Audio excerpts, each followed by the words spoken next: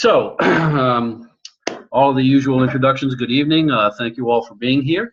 Appreciate everybody's participation and feedback on this. This being the Program Advisory Committee meeting for the California Miramar University's Masters of Science Computer and Information Systems program. Again, the gist of it is to get input from across the spectrum of the academic faculty, some alumni, as well as industry members to help us promote a stronger, better program for our students. So with that, I'm going to just quickly share the screen with a very simple and short PowerPoint to just encapsulate everything we're doing. So, yay, California Miramar University. As I said, the idea here is simply to review what is going on. We've made some minor changes to the vision and mission statement. I've added a new computer and information systems mission statement. I just want to get down to discussing how the program is meeting goals, any needed changes, and then obviously some questions. So the California Miramar's vision statement, we have another attendee, I think. Chuck, can you hear us? Good evening, Chuck. How are you? Chuck, can you hear us? Yes. Okay. Hi.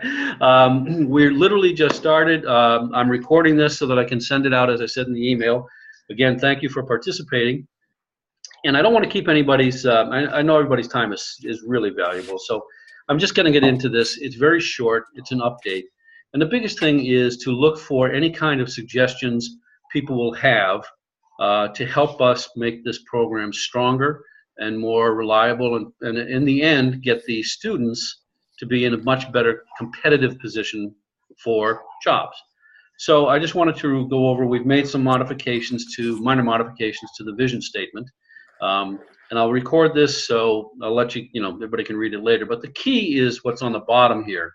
We're looking to ensure that at the master's level, they know knowledge, they have communication skills, technical skills, social and ethics skills, and the critical thinking and the problem-solving skills. Now, the only reason I want to take a moment on this is to understand, we recognize that the graduates of California Miramar, we are not competing with MIT, Caltech.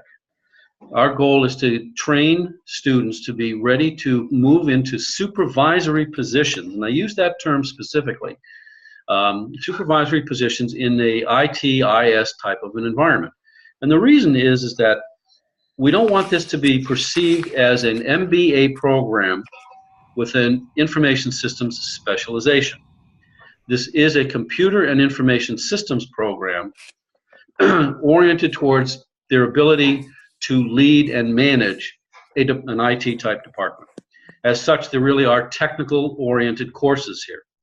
So with that, it is indeed trying to teach them to be technically competent leaders, and they therefore have to have that technical knowledge, but also at the same point in time, the ability to be the liaison between the CFO, I typically pick on the CFO, and excuse me, and the IT department itself, the technicians. So they're the translator and the understander, and they can help bridge that gap.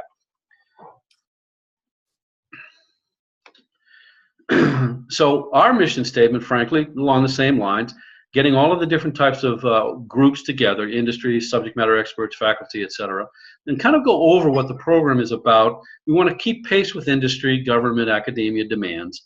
So in the end, the students are really competitive for the job market. Okay, again, there's really nothing rocket science here. I'm trying to be pretty practical in its nature. So this is something I've put out to the faculty at CMU, that we want them to recognize, the CIS students to recognize that we're preparing you for that challenge, okay? We cover the technical knowledge necessary to lead, but it's also a balance of the theory and the practical real-world scenarios and examples, which is why the faculty themselves really come with a tremendous amount of industry background. And they're capable of mixing that with the theory so that they can provide, the employers sufficient capability to know where they're headed, understand the technology, and yet at the same time recognize the practical applications. As I said, we're not trying to compete with MIT. The goal here is not to produce students who are tier 1 level researchers. So everybody is aware. I also decided to add, what are the programmatic learning outcomes? Again, fairly straightforward. Analyzing what we do, have them analyze case studies because they have a practical nature and a practical basis for it. We have them understand and determine computer network systems, safety, security, and performance. And we have them actually analyze the systems information architectures, frameworks, and vulnerability. So just to take a second, as I said, to ensure that people understand and recognize this is not a MBA-IS specialization.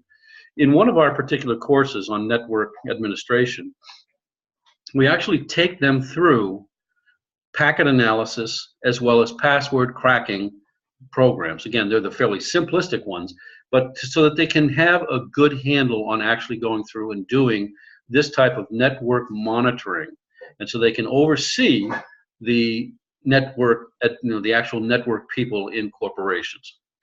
The next one, obviously, is we really want to get them to understand databases, database administrative goals, and the utilization. In industry, I believe I'm not incorrect in stating that the reliance on data and database and data administration that presents what I term as business intelligence to upper management is extremely critical across any and all of the sectors that you can think of. Yes, they need to formulate solutions, and we try to design comprehensive project plans in support of evolving information systems and IT requirements. This last one we added, it was based upon the last PAC meeting, where many of the participants agreed that one of the critical things expected of a master's student in this type of a scenario is their ability to be a project manager or program manager. And so we have tailored our last capstone project to now more readily reflect a project. And we structured it, again, this is more along, Josh was at the last one, Chuck for you, where in essence the instructor, and Professor Hamadi is one of my other instructors, we function as if we are the boss, and we are interested in blank. We let the students pick the topical area. But it's I'm interested in enhancing my network security, and the students have to go out and do a full analysis of methodologies to enhance security, things they have to worry about, assurance problems, security problems, vulnerabilities, threats, et cetera, but also at the end, they're mandated to provide a cost, schedule, and performance proposal. And yes, it has to be more than I need 6 months, $10 million, and 5 guys. So, so that they have some pretty much a reality, effect, as if they're going to be the project manager tasked with implementing whatever they have picked. So we are indeed trying to move them to that stage where they come out with a true practical application that they can be proud of. Again, for the detail for Josh and for Chuck, Professor Ahmadi has seen this. The mandate is it's a 40-page long submittal. So again, this is not something that they just do overnight. All right, so this is where we are working right now. And this is something, again, I'd like you to think about. I don't necessarily need any answers tonight. We are presently teaching them networks, databases, broad information systems programs. We're focusing on project management and information systems analysis. And it comes up with a capstone, okay? The other thing is in terms of programming. Right now, we only teach one course in Java. And I am trying to think of a way of restructuring so that we can give a broader programming orientation. Now, we're not trying to, again, turn them into masters in software engineering or programming, computer programming. But my personal feeling, and I've taken this to the president of the university, is that just teaching them Java is insufficient at a master's level. And again, Professor Hamadi just finished teaching that course, and he can, I hope he can nod his head and say absolutely. Yeah, I led you into that one, didn't I, Hassan? But what I would ask you to think about is, from your own experiences, might there be different areas for study and concentration? Now, as an example, cyber comes immediately to mind, and yes, I am looking at trying to create within the CIS program a cyber concentration. Again, I'm not going to be teaching extremely advanced hacking. I'm not going to turn them into ethical hackers. I am not going to teach them a lot of offensive type of aspects, but you can't learn defense without knowing some offensive concerns. You have to know what you're being threatened with. But at the same point in time, also teaching them cyber for management, management concerns. But that's one area that certainly comes to mind from everybody. Or is it better to call it information assurance in a broader sense? So I would just tease these ideas to you, and if you could let me know later, so either through email or some other means, that we can concentrate on this, so that I can look at how to move into the other burgeoning areas that are related to computers and information systems.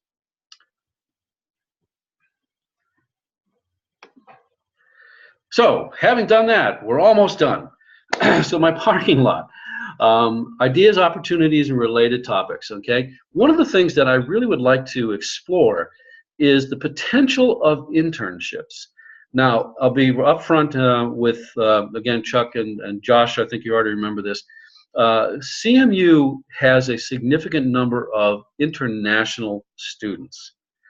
Now, I know that in this immediate area of San Diego, we have a tremendous number of defense-oriented contractors, and that makes bringing in foreign nationals very, very difficult. But I'm not sure if there are other areas. Now, I'll give you an example where I was trying to think truly out of the box, forgive the cliche. But I had attended a meeting that was sponsored for our sports students, and it was at the base, where it was at Padres at I can't remember the name of the ballpark here, but I'm sorry. Petco. Thank you, Chuck. I'm an East Coast guy, and unfortunately I'm from Boston, so Red Sox, yay. Anyway, when we were talking to them, realized that the teams, as well as the management for understanding their optimization of programs, they use a tremendous amount of databases and database information. Immediately thought of database management. And that might be one area where we might find the ability to put some of my CIS students in internships. Similarly, there might be something in a real estate market.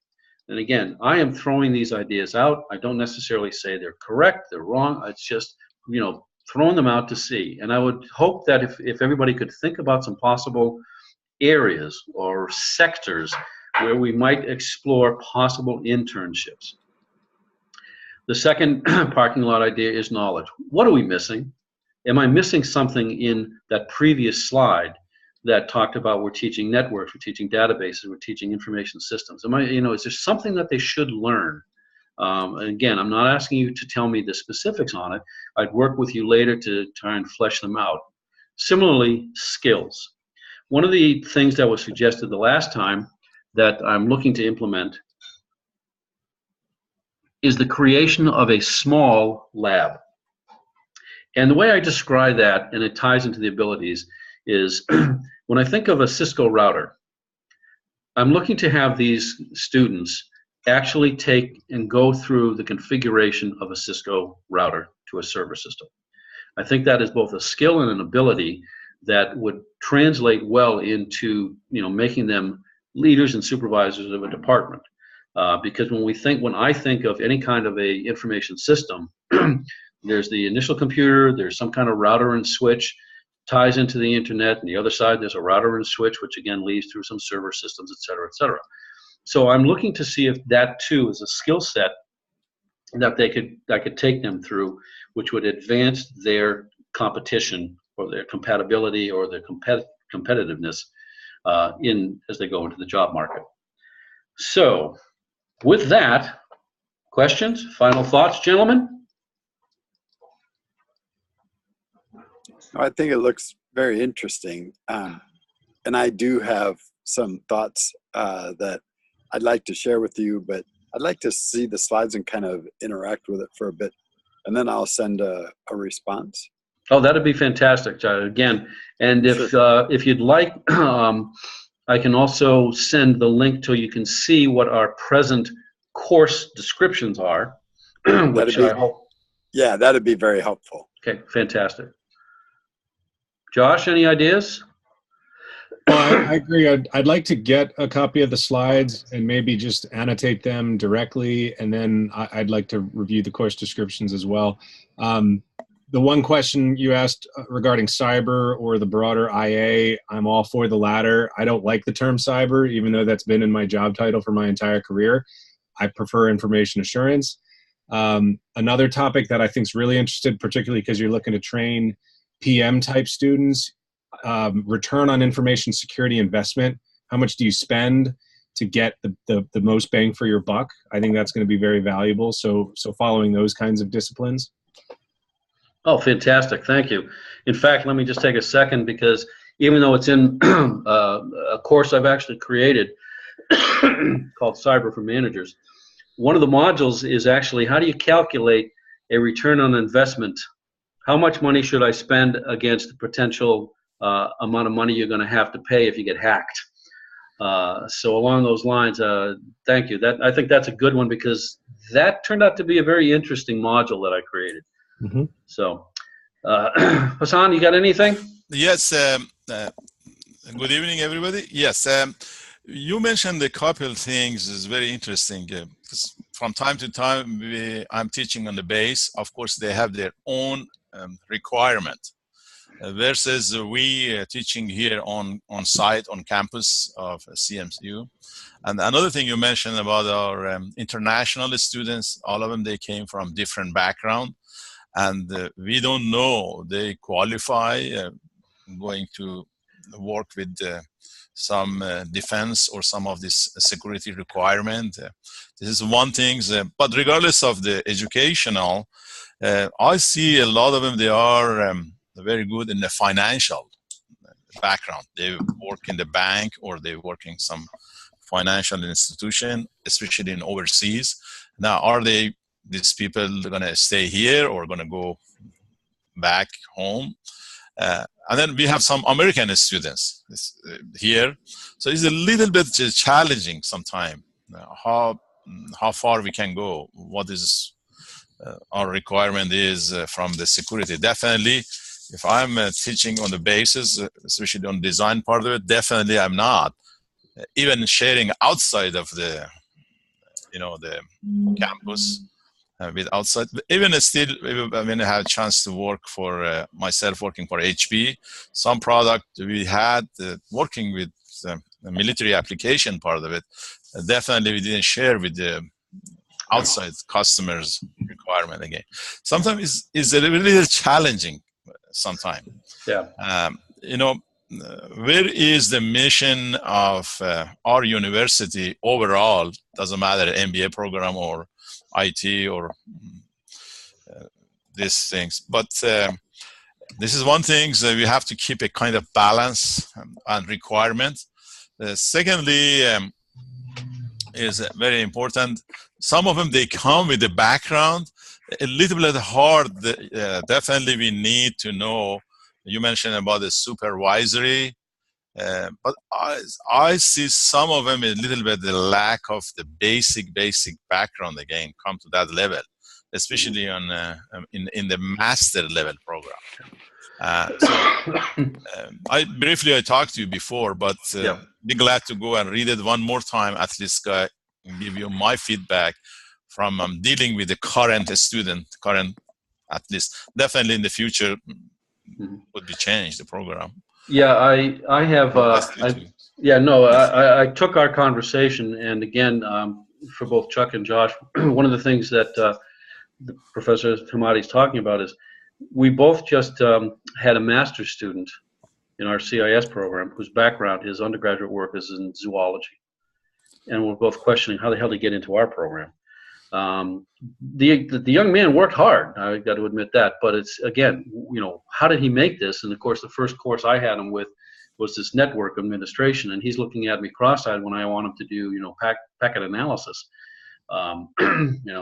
So what I'm also looking at, and frankly, I'll tell you what we have taken is, in the future, Hassan, all new students are going to be going through both the chief academic officer and myself to look at their qualifications. I'm not ready to sit there and say you got to have a BS in blank, but you've got to show that you have enough knowledge so that you're not going to take a mixed class where you have some computer engineers and then you have, I apologize for picking on the young man, and a zoologist, and I have to bring the class down to them because it's a master's class. And that's why, as I say, I wrote that mission statement. I want them to realize this is something they have to work for and that they're going to be proud of having, so that they're not a paper mill. And so, again, employers understand you're not a paper mill. So I've taken that for consideration. I'm trying to figure out how to work this in, but in the future, I get to be one of the gatekeepers of the new students. So yay me. Yes, on that point, some of them, a few even international students, they are way above the level when I compare with some other institution, like in San Diego State University or National University, other institution, local institution, they are way ahead. They love our program, but again, we have to keep a balance when we're mixing our students. Right. That is sometimes we have to dilute it, bring it down the program levels. I don't like that, but I like it, keep it much higher. Absolutely. So, as I said, I want to keep this as short as reasonable. I appreciate the fact that everybody has joined me here. So I'll stay as long as you want, but if there are no more questions, I'll ask everybody one more time. Josh, got anything? Nothing else. Thanks, Jack. Okay, Chuck, anything? No, I'm good. Hassan, anything? Thank you very much for your time. I'd be glad to just give me a feedback after we finish to wrap it up everything. And as I said, I'm going to record this, likely up with the YouTube, but also I'll make sure that I send the slides and at least the link to the university so you can see the listing of our programs, and we go from there. Gentlemen, thank you very, very much. Please, everybody, enjoy your holidays and Merry Christmas. And I will be talking to everybody again soon. Thank you. Sounds good. Thank you. Thank you. Bye. Yep. Bye.